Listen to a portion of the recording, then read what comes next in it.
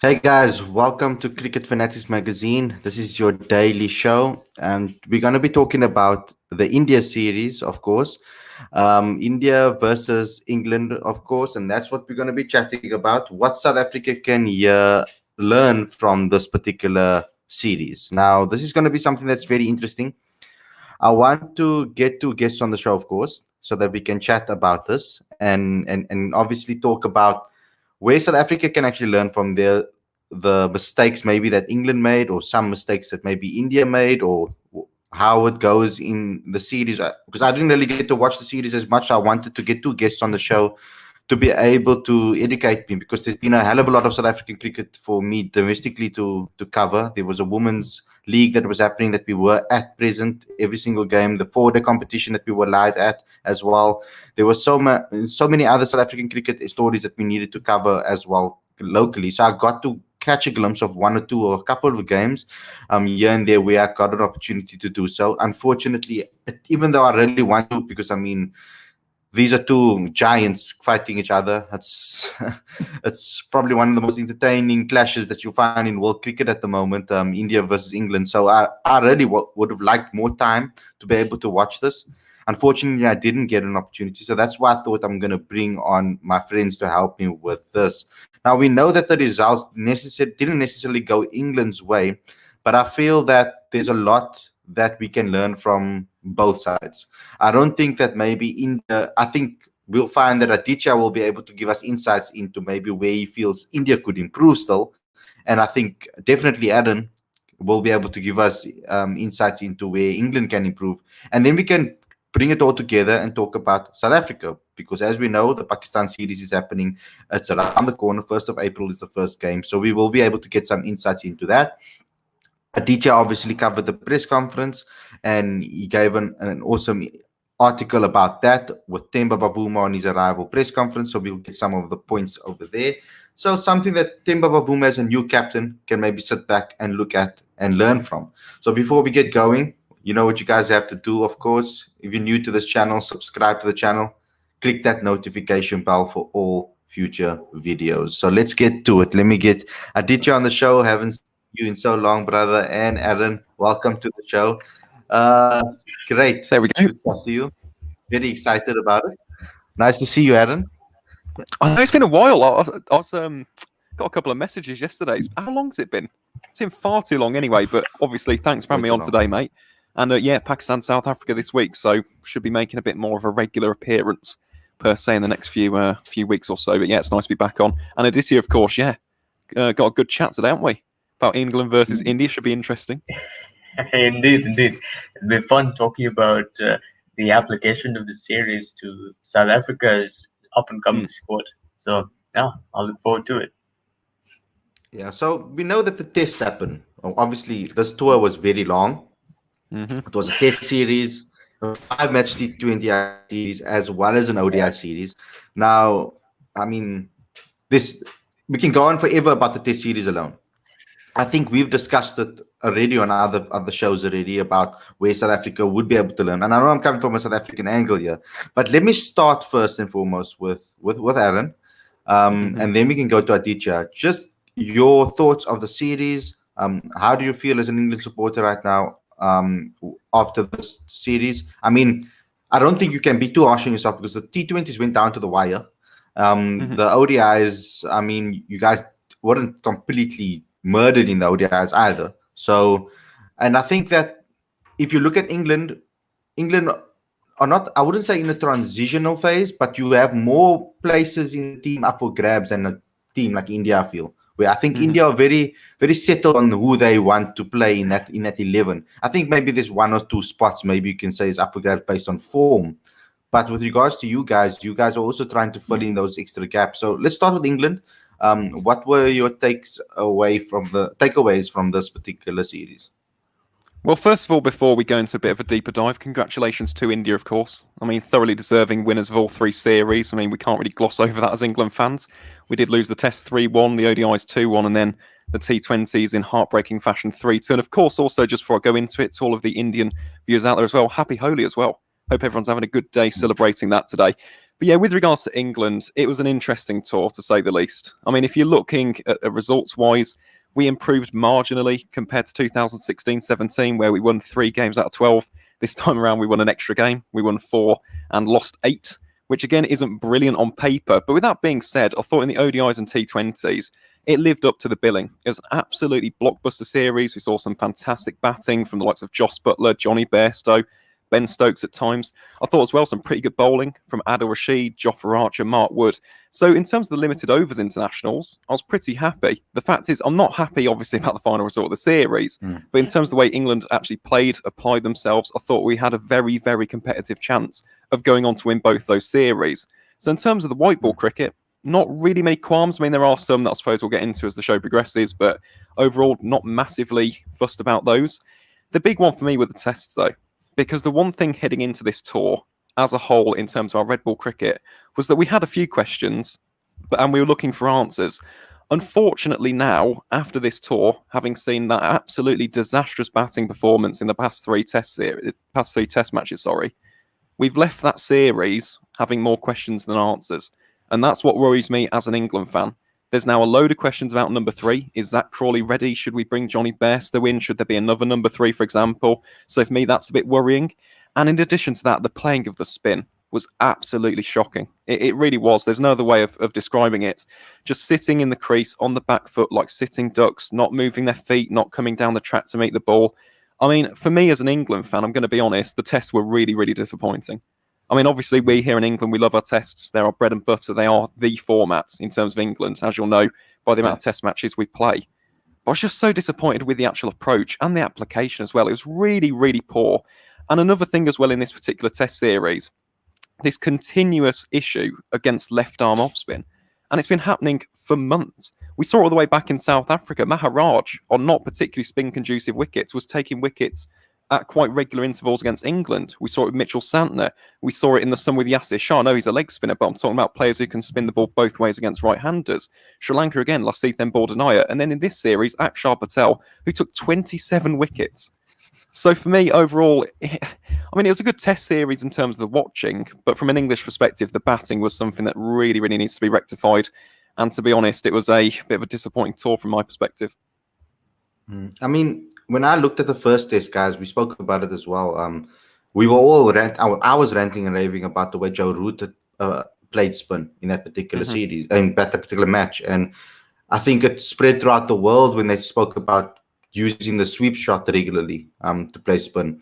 I think maybe the actual takeaway from I've watched a couple of Legends and I've asked them some questions recently. I've been to some Legends games here locally, and the consensus that I'm getting out of it is that getting to the pitch of the ball is so important when you're playing spin. And I think that is more important than actually playing a particular shot. Because when you can get to the pitch of the ball doesn't have a chance to turn. And that's so important with regards to that. But how short the bowler bowls is also, you're not going to know. The flight of the ball, you have to be able to read. From the way England played in the first test, what do you think spiraled from there afterwards? I mean, because it was shocking to me that it was such a drop off from the first game.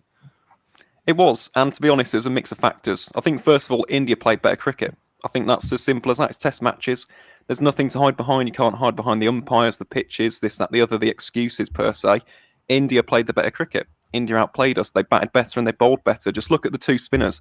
Ashwin and Patel took 59 wickets between them. They were absolutely sensational in this particular series. But for me, I think the two things, one of them, as I mentioned already, the massive, massive issue was the playing of spin. You mentioned there about meeting the flight of the ball. Another thing as well against left arm off spin in particular, if you looked how closed our batsmen's stances were against them, so many had a middle stump guard, and it just brought the LBW into place time and time and time again. And when you look at the real great players of spin, I'm talking the Rahul Dravids, the Tendulkars, Jacques Kallis as well against left arm off spin, they would open up. They'd have an open stance. They'd play inside the line of the ball. They'd play on a leg guard stump. On a leg stump guard even. So that's something I wish England would have actually utilised. And that's what went wrong. As soon as the ball started turning corners, we didn't have the application to actually meet it and properly combat the spin. I also think another thing in this particular series and the tour in general was mismanagement of players. I'm going to be honest, I know you're going to start laughing when I bring up his name, but Ollie Stone took 4 for 68 in that second test match, was an absolute nuisance towards the likes of Rohit Sharma. Cheteshwar Pujara had them playing on the back foot, got a couple of edges from Rohit Sharma, and he didn't even play in the rest of the series. Now, bear in mind, Jofra Archer is carrying an elbow injury. Bear in mind that Stuart Broad bowled 26 overs in this particular test series and took no wickets, and Ollie Stone didn't play again. I also think the whole thing with Moeen Ali, why only bring him in for one test here and there? Why not play him a couple of times? The whole thing with Dom Bess as well. The way in which he was managed and treated on this tour, he's a 22, 23-year-old spinner. He's young, he's low on confidence. You can see that he was struggling against the Indian batsmen. You drop him for a match and then you bring him back and allow your captain, Joe Root, to bowl more overs than him. So I actually don't know. There's not one particular thing. I think it's an amalgamation of factors. But every single one of them led to this perfect storm for India, of course, to win the series 3-1.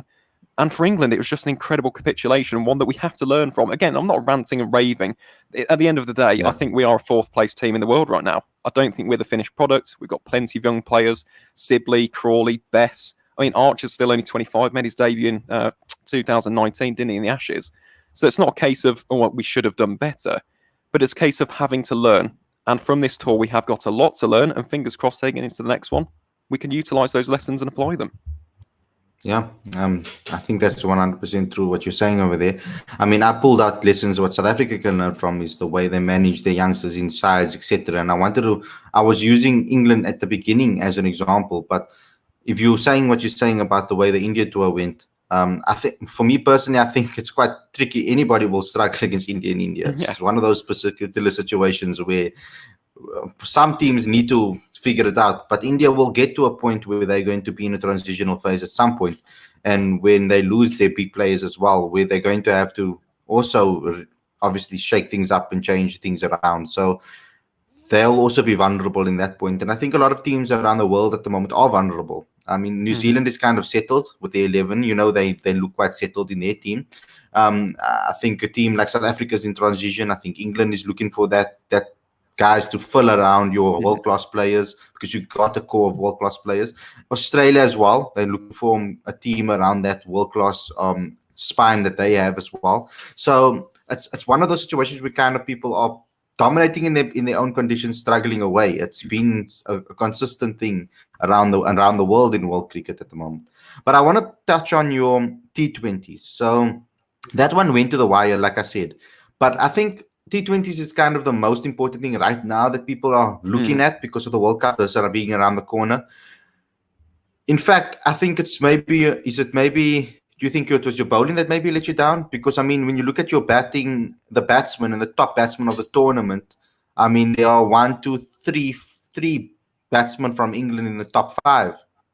So in this particular series, so in the T20 series, you have Virat Kohli, obviously, that was quite far ahead of the rest, with three half centuries, 231 runs. Then you got Josh Butler in second, and then you got Malan in third, and Roy, and then you've got Iyer from England, from India, of course, as the number 5. And then Bairstow's and then Bairstow, of course, at 6. So, like in the top 6, you already got 4 players. Do you think it's your bowling that let you down, and where could you have improved from that perspective? Oh, it was. In my opinion, it wasn't really the batting, to be honest. That wasn't the issue. As you mentioned, there were consistent runs throughout. But it was just these odd partnership breakers. And I think Shardul Thakur really did go under the radar ahead of this series. But you mentioned there was a lot of volume of runs. But these partnerships have been broken at really pivotal moments. And Shardul Thakur deserves a lot of credit for that. Because, for example, when he broke the partnership between Malan and Butler, that was absolutely massive. He did it tremendously throughout the series, kept things tight at the death. So I don't necessarily think it was the batting. As I said, the batting between both sides, although it wouldn't appear by the results, I think was actually pretty similar. Personally, I think where this series was lost from our perspective was in particular the seamers. And I'm not talking Mark Wood and Jofra Archer. I thought those two were absolutely sensational. It was just the other 3. So Jordan, for example, had an economy rate of over 10. Ben Stokes bowled more overs than Sam Curran, which is very, very strange. Sam Curran bowled 10 overs in the entirety of this series, which is mind-boggling. Ben Stokes bowled 12, so I don't know what went on there. And then, of course, Tom Curran had 1 game, 2 overs for 26 runs. So I think it was the support seamers. I think that's where the real issue was. And something which, to be honest, I haven't seen a lot with Owen Morgan as a captain is a one-dimensional field set. And I feel like at times in this particular series, that unfortunately was the case. I think back to it, Shea mentioned it, didn't he, when we lost, was it the fourth or the fifth one? I think it's the fourth one. And Chris Jordan was bowling wide Yorkers, which, fair enough, at the time was a pretty good strategy, in my opinion. But there wasn't a third man. And again, it was just all the same. No Yorkers being bowled. It was just bowl into the pitch, bowl slow balls. India's batsmen were just sitting on the back foot, camping in the crease, and then just hitting off the back foot. So for me, I think it was a multitude of factors, to be honest. But I think definitely the bowling. The bowling is, when you look at England's T20I lineup at the moment, I think it's pretty obvious that the bowling is the weak point. Because no matter who's in that top six, for example, we've got world-class players. In particular, that top four, we can go with any host of brilliant players. But we need a support team in terms of the bowling. And that's where I think England actually missed the trick in this series about giving different players different roles, different niches, giving players a bit more game time per se from the reserves, like Jake Ball, for example. Jake Ball was brilliant in the T20 Blast and didn't get a single game in this series. So I think it's mostly on the seam bowling. But with that being said, it wasn't a disaster. At the end of the day, 3-2. I know, yes, we could have gone on to win the series, but it's nothing that should derail the T20 World Cup campaign completely. But I mean, it was a proper battle. I think maybe you would probably be more upset about the final T20, maybe, because I mean, it was a proper battle. It went England, India, and then the second last match went only by 8 runs. You only lost by 8 runs. So I mean, to go and lose the match by 36 runs in the final, were you more upset about the way the final T20 went? For me, it's the penultimate one. It's the fourth one. The only thing I will say, I was happy to see Jofra score some sixes. I mean, that put a nice big smile on my face. Genuinely, I love Jofra, so nice to see him score some runs, even though we did lose that game. But I think that was the key. I think it was the collapse in the fourth one, when you've got the series pretty much there for the taking. 3-1, unassailable lead. India can't win the series after that. I think that one hurt more. But that being said, in a series decider, I mean, again, that did hurt. But it's a T20 series. I don't know if this is just me, but T20 bilateral series to me don't mean as much as a test series, for example. So to me, the series decider wasn't as bad. Because in T20s as well, you have to remember, all it takes is for one good innings and your team wins the game. It's not like tests where it's over the course of 4 or 5 days. Yeah. So literally one person turns up on the night and you can win. Yeah. Every T20 game was almost like a final for me. It's like you never know what's going to happen. Brilliant entertainment. Yeah, brilliant entertainment. So let's talk to you, Aditya. Let's get your thoughts on India as a whole. You're obviously chuffed about it, but I'm sure you're going to say that there's plenty of places where you guys can improve as well. 100%. Broadly speaking, and I'd said this previously, as Aaron would know, I wasn't particularly. I thought we got the outcomes right in terms of selection, but I thought we got that process wrong.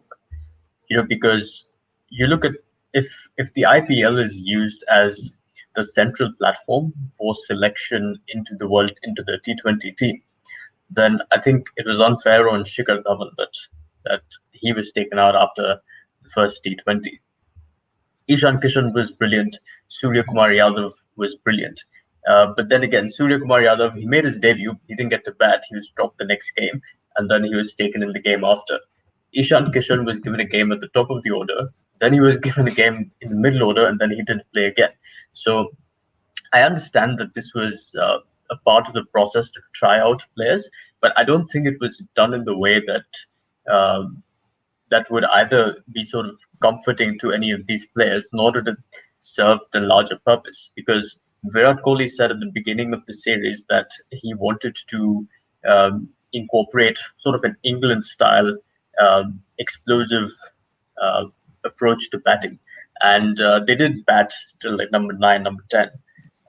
And that appears to be the template that they're going to use, not only in T20 cricket, but also in one-day cricket.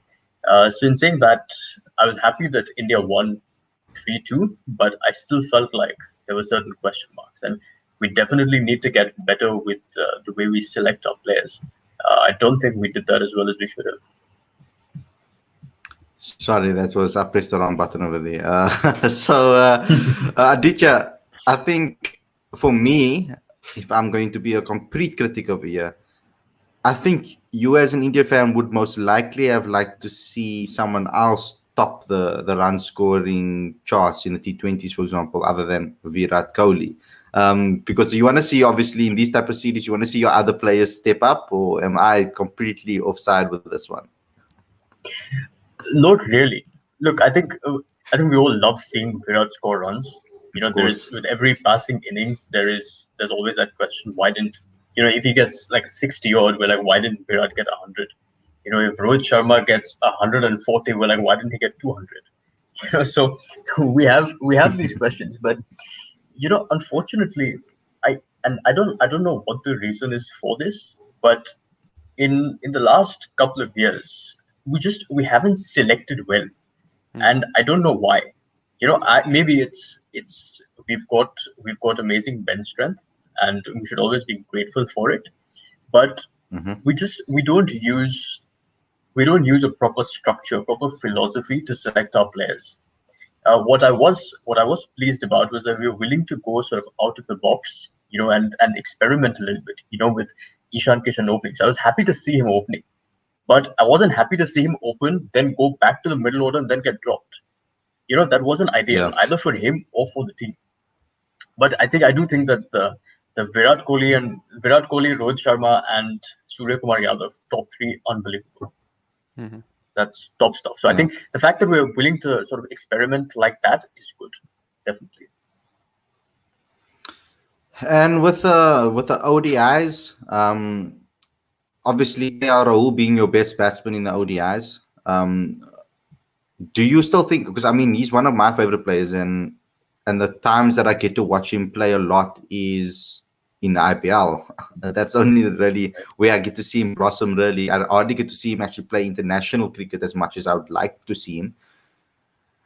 Do you guys feel at the moment, with the way everything is going currently, there's a World Cup coming in 2023 in ODI cricket, but there's two T20 World Cups happening almost back to back.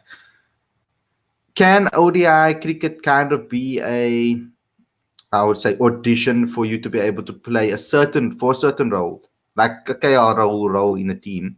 Because I feel that the way he plays is conducive for both formats. Did you see enough of him in the ODI setup to say maybe, hey, India, pick him for the World Cup squad? I think there are no questions about KL Rahul's potential as a T20 cricketer, and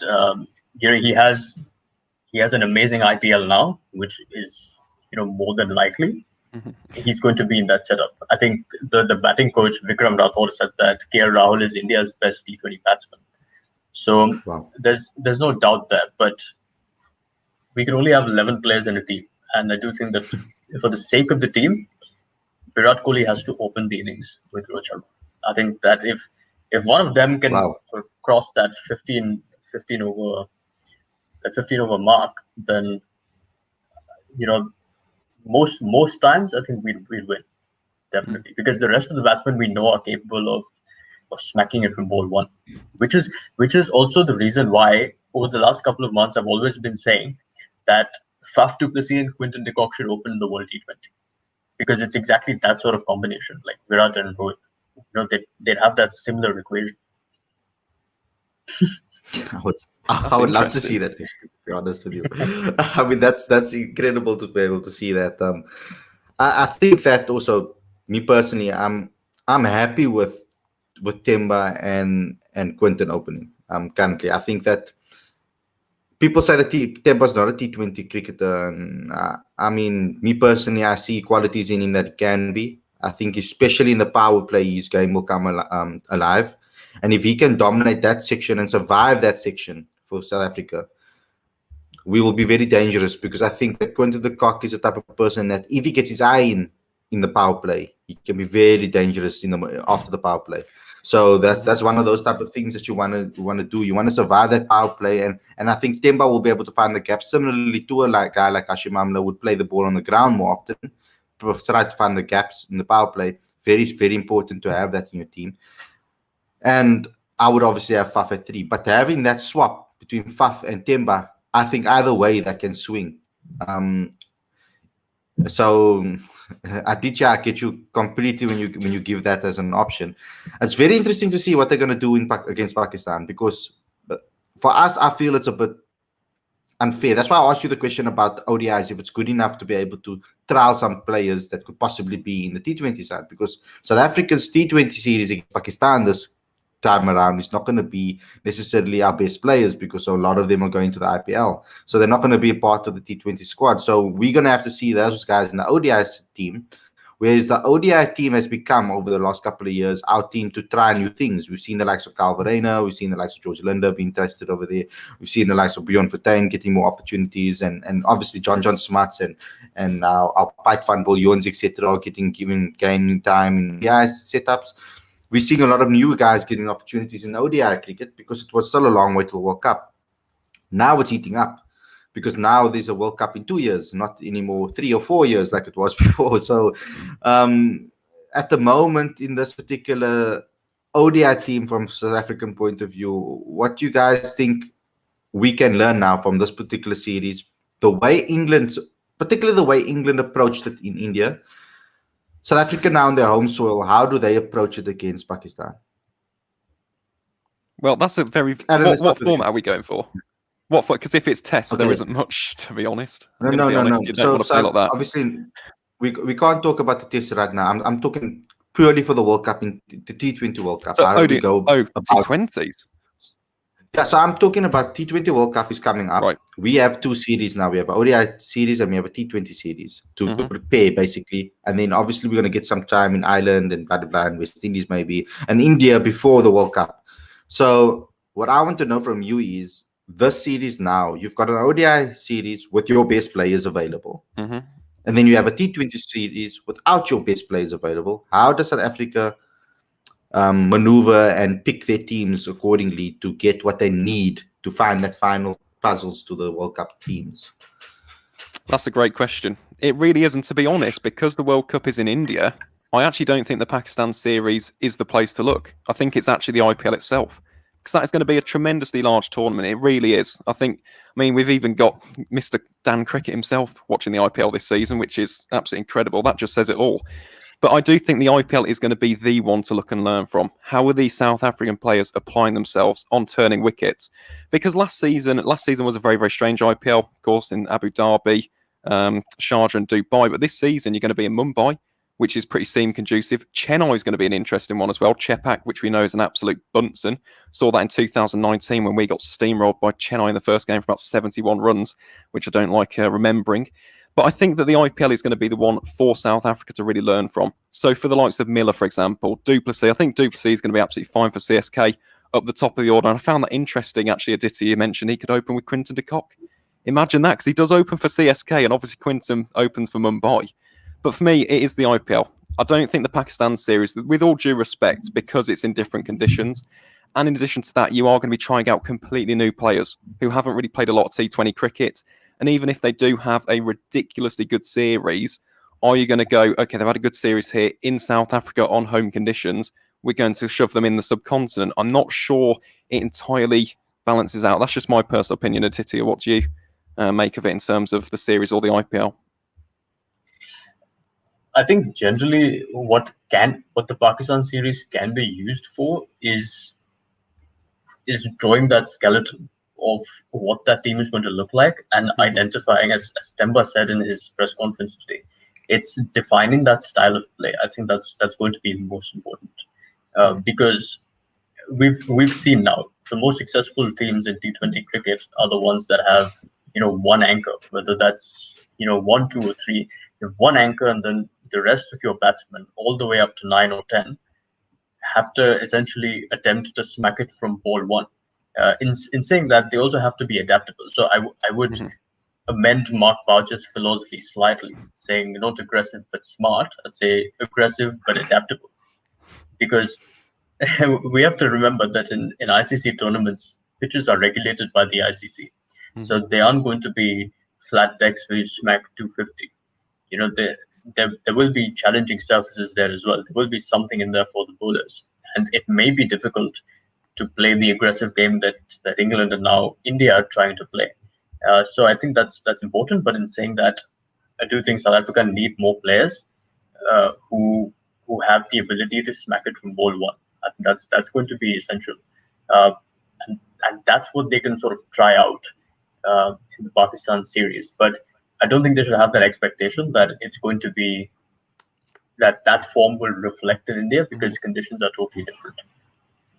My concern is that because we're playing in Centurion and at the Wanderers, where the ball travels a long way, players are going to look a lot better than they actually are at doing what Aditya's talking about, because that is what we know what we want to see. We're looking for that number 6 batsman that we're talking about, big hitters that come in at 6 and hit from immediately. Because if I look at the top players in 11, you currently South Africa are very how can I say, they're very blessed to have a couple of actual top 4, top 5 players in a setup that can bat anywhere in the top 5 at the moment. I think 5, 6 is maybe the most debatable points for South Africa. In opening position, you can. Some people will say Yanaman, some people will say Temba, some people will say Riza, some people will say Aiden should get a chance in T20 cricket now. A lot of people are saying different things. So for openers, we have Quinton and a partner. People seem to be split on who the partner should be. I haven't seen one South African section on any social media platform that has all agreed to say who should be Quinton de Kock's opening partner. It's not like a situation where majority of the people in England would say David Malan should open, wouldn't they? I don't know. Don't you think He should number open. 3? Should he? Roy and Pester. Roy and Pesto. Sorry, Roy and Pesto. That I would open. I think majority of you guys will say that Roy and Pesto should open for England In the T20s. In T20s, I'm talking about.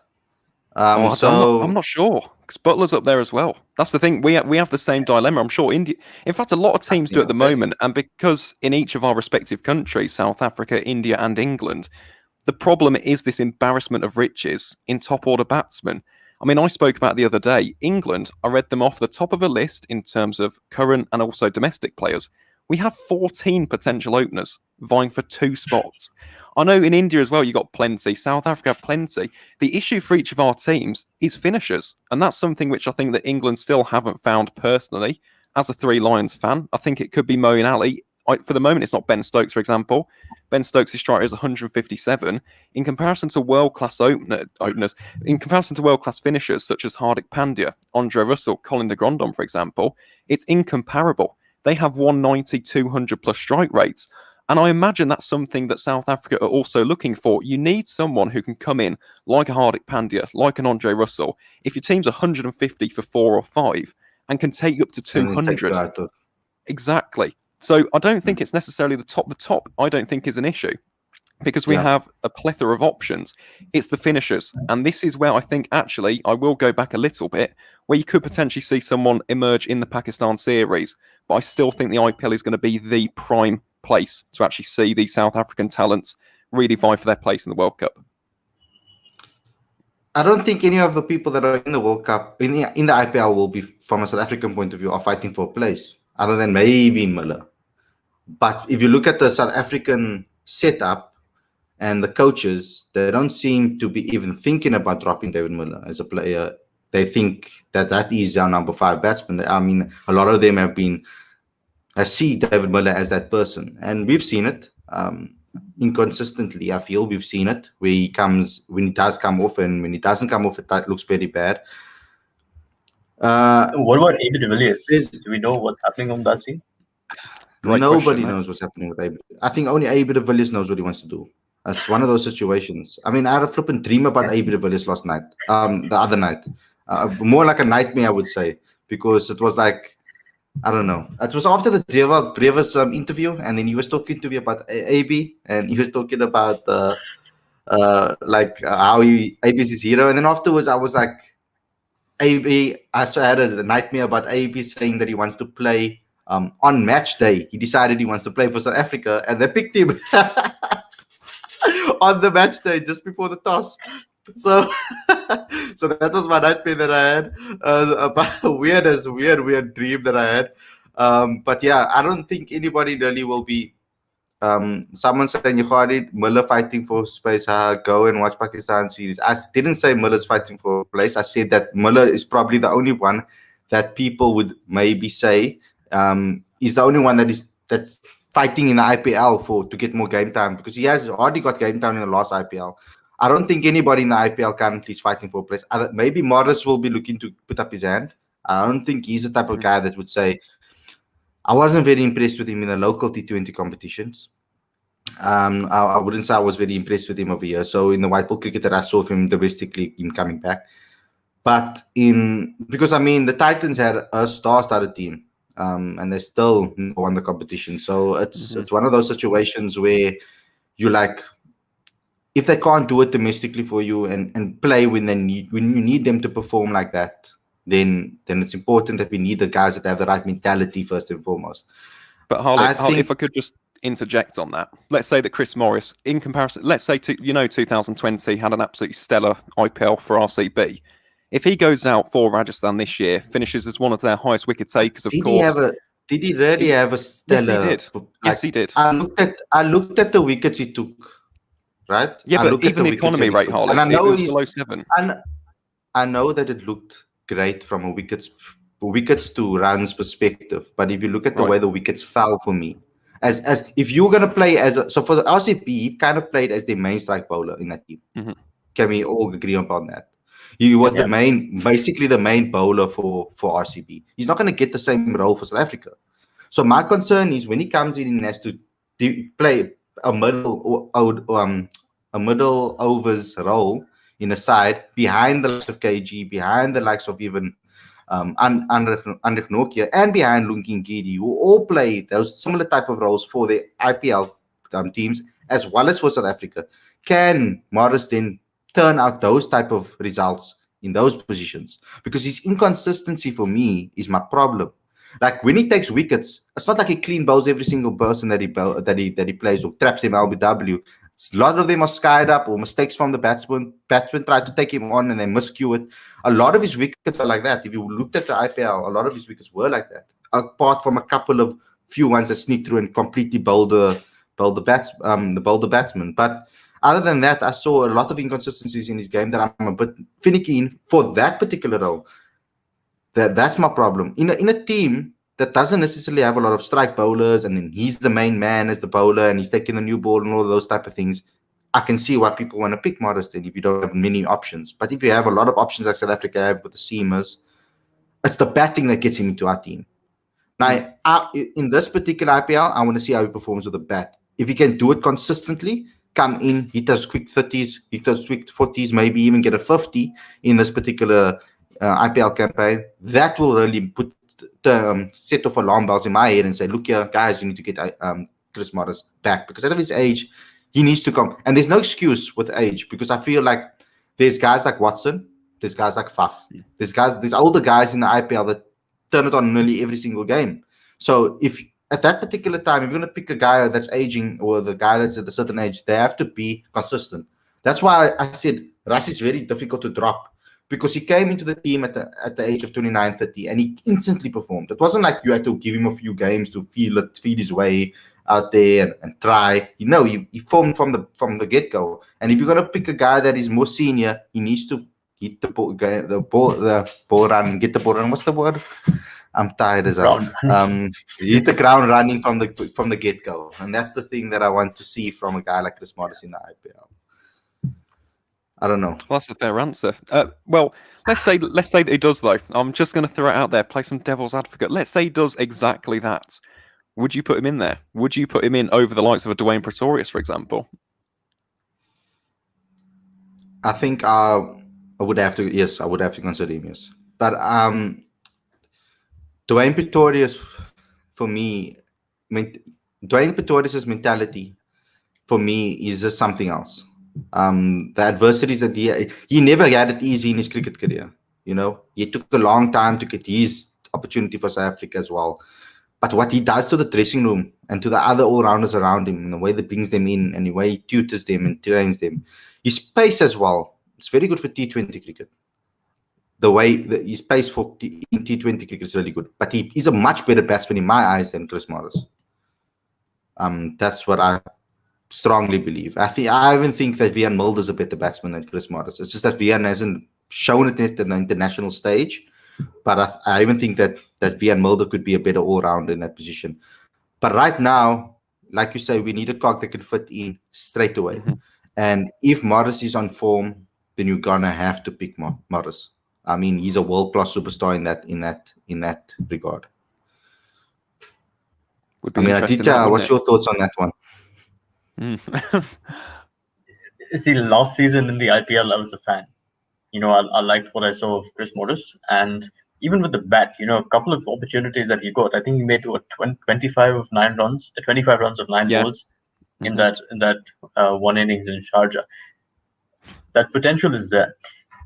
My worry for South Africa, and I That's suppose the problem. That potential it's for is all there. teams. I don't, But see, that's the thing. Like, and I, we had this discussion earlier as well. With Aaron knows is that there is selectors often make this mistake of confusing results with potential, right? And you have, and on both fronts you have to be realistic, because at the point that Morris comes in the batting order, if he gets 20 balls, that's a luxury for him. So you have to be realistic about what to expect from Morris if he has 10, 12, 15 deliveries. Because in that, the one thing that's constant in batting is the fact that you have to get your eye in. That doesn't change in cricket in any format. And that unless you're lucky on a certain day and you can really tee off ball one, it's a difficult thing to do. So I think somewhere all teams, India included, need to be a bit more realistic about performances versus potential. Yeah, great point. That's excellent. That's an excellent column actually. To write actually. So I'm thinking about it right now. So yeah, I think South Africa have a lot to figure out with regards to finding that perfect team. It's one of those situations where you have a coach that trusts his players as well. You always have a coach that will trust the players that he trusts. Pick players that maybe you think that shouldn't be in the team or shouldn't be in the squad. I feel like it's like that with Heinrich Klaassen and Boucher at the moment for that number 5, number 6 spot. I think he really loves Heinrich Klaassen, and I've seen it. Heinrich Klaassen wants to run through walls for Mark Boucher. It's excellent to see that in a player and have that in a player. I value those traits as well.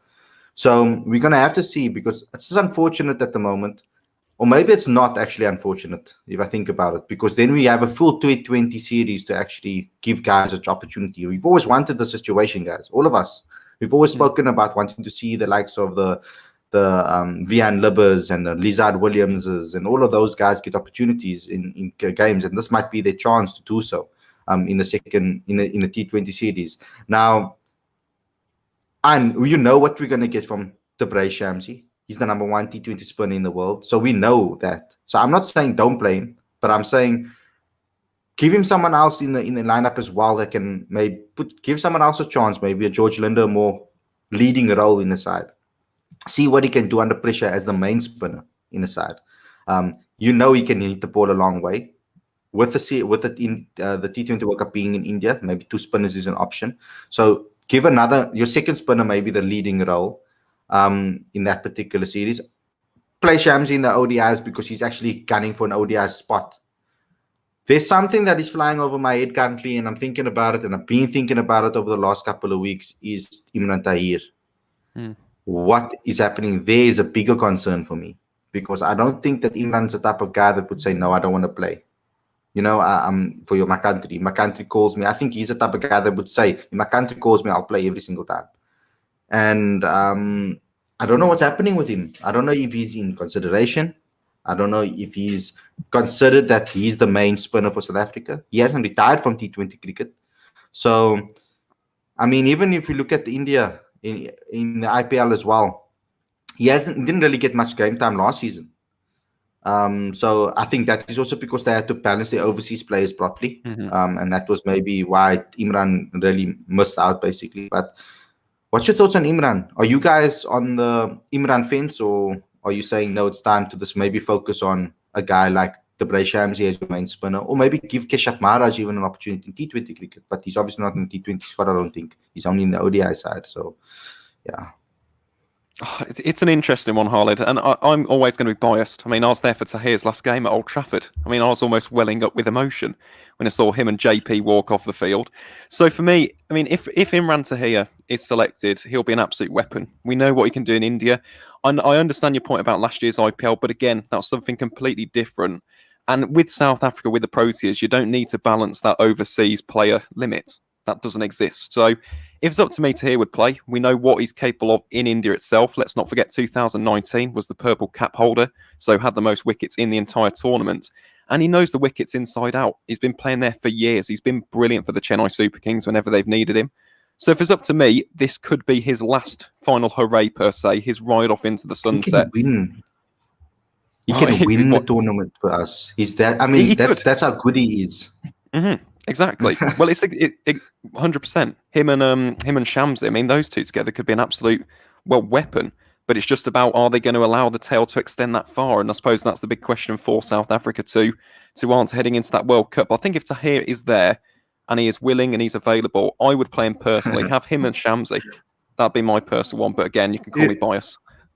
You know what I do? I play Linda, I play Linda, I play Shamsi, I play Tahir, I play KG, and I play Andy Nokia, or just KG, or one of those seamers, and then you play with the all-rounder. That's how I'll play. Because then you've got number 6 and number 7 with an all-rounder, a space all-rounder you can put in. Then a guy like Morris could fit in there, or a guy like Dwayne Pretorius could fit in there, just for that slower deliveries in the middle order. But you strike bowlers are all spinners. You go with Shamsi, you go with Shamsi, you go with Tahir, you just take them out with spin. I mean, against specific teams, of course, maybe England, who'd struggle against spin apparently. Not joking. Look at that. Look at the cheeky eye wink as well, as if we aren't going to beat South Africa in the group stage. That's cute, Khalid. But also going back to the original thing, something that you can learn from England, just to relate it to the title of today's show before Aditya mentions is Sian Tahir. One thing that you can learn from us, and you can learn something which India did brilliantly, was giving these guys an opportunity and rewarding them for domestic performances. It's something which I felt in this particular series, we pretty much remained unchanged. Other than Mark Wood's injury and we brought in Tom Curran for a game, we stuck with the same old for the entire series. We tried nothing new. And to think, yes, fair enough, we have got other T20 series. We've got games against Pakistan, Sri Lanka, and of course the T20 Blast to try and create these new kind of variations in the team. I feel like this series was perfect for a guy like Livingston to come in, for a guy like Matt Parkinson. Let's say that Adil Rashid gets injured for England in theory. We don't really have an experienced backup. And by giving Matt Parkinson time to acclimatise to these wickets, giving him valuable game time against the likes of Virat Kohli, Rohit Sharma, Ishan Kishan, Rishabh Pant, for example, I thought would have been absolutely invaluable. So that is something in hindsight England got wrong, in my opinion, and something which India did very, very well. I have to admit, I'm so happy to have seen the likes of Suryakumar Yadav, Ishan Kishan get rewarded for domestic performances. And I think if anything, South Africa need to learn from this particular series as a whole from the T20s, it should be that. It should be that. And if they can do that, who knows? Could lead to some good things along heading into the T20 World Cup. Aditya, I want you to give your say on Tahir and then lead into your main points that you think we should learn from India or from England for this particular series. See, in an ideal scenario, I would love to have Shamsi and Tahir in the same team, because you also have to take into consideration that both bowlers, if they're bowling in tandem, they're spinning it in different directions. So at some point, that's going to induce a mistake from the batsman. In saying that, however, that would be the ideal combination if South Africa had a supremely strong top 8 with A.B. de Villiers in there as well. But there are question marks with the batting, which means that they do need that extra cushion of an additional batsman. So Keshav Maharaj, being an off spinner, will also spin it in the same direction as Tahir, and he can bat a bit as well. So that offers that's that extra cushion in the tail.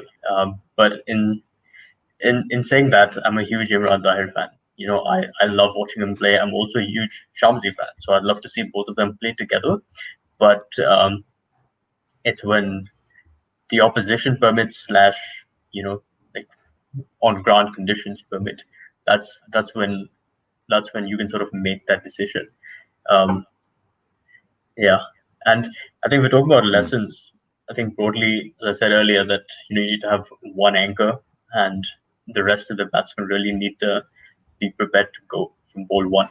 The second thing is I'd like to see South Africa think a bit out of the box, in terms of batting position. So I think if a batsman has been batting at 4 for his domestic team, he doesn't necessarily need to bat at 4 for the international team, because that requirement is different. And somewhere I feel like in the past South Africa has been getting stuck.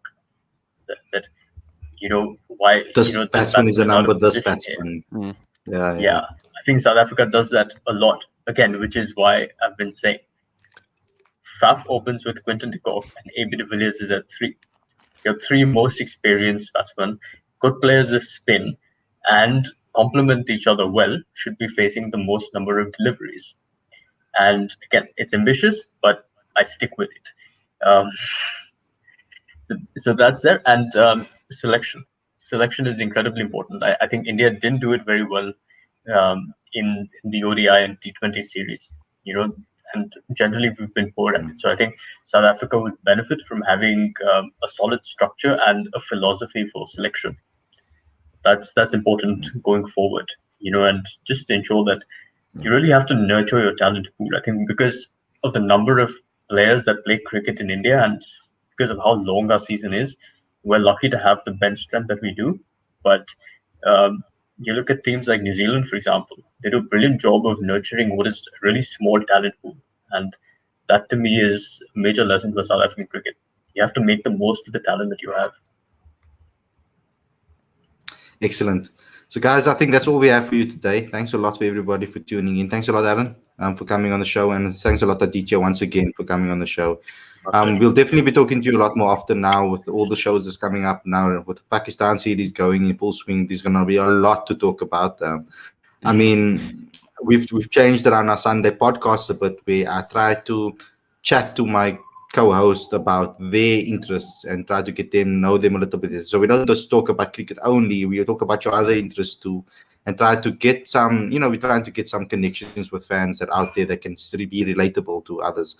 I've got only one particular message for you guys, besides the like and comment and share and all of those things that you must do. I've only got one message for you guys today. If you guys have a small business and you're looking to make sales online, even if your business is offline, there's a free guide in this particular description box below. If you guys know any small businesses, send them there. It's a free guide on how to get leads and customers online, even if your business is offline. Cricket Fanatics Magazine will be helping you, even if your business is not cricket related and you think maybe they won't be able to help us. Trust me, we will. So just get in touch with us, please. Thanks a lot for everybody for tuning in, and we'll see you guys again tomorrow with another daily show. Take care, everyone.